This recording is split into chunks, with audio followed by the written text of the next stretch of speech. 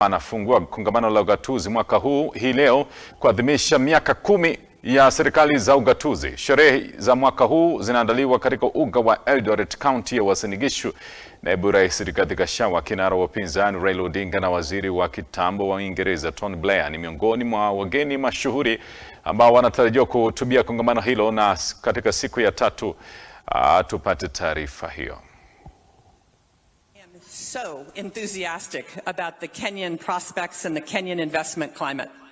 But when I talk to American investors, they have some questions, and there are room for improvement. The Ruto administration has made great strides and is committed to building a business-friendly environment.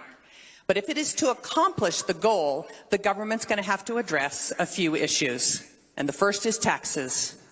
Kenya must have a consistent, transparent, and fairly administered national tax policy to attract and retain foreign direct investment and accelerate economic development. The tax rates don't need to be the lowest. They need to be the most consistent. And all of you know, some work still needs to be done, but the recent finance bill had many changes that will make Kenya's tax policy more consistent and therefore more bankable by foreign direct investment. Without a doubt, corruption is a critical issue and one that must be addressed for Kenya to reach its full potential in all areas of development. Everyone knows corruption leads to misuse of public resources, slows economic growth and job creation, and damages the investment climate, as well as undermining equal participation in the prosperity of this country.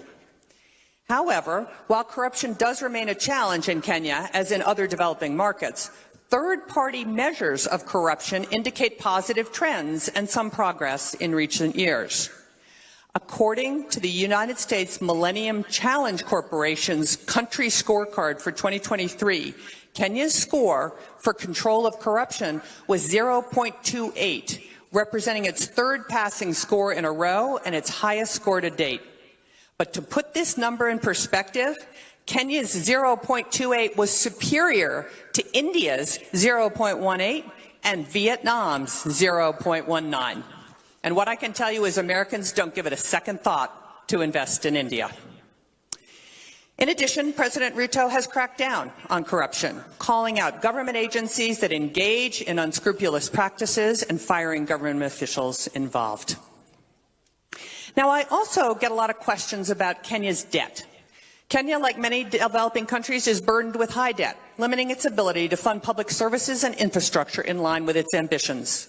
According to the IMF, Kenya's debt to GDP ratio is 69%, but this number is not an outlier amongst regional averages.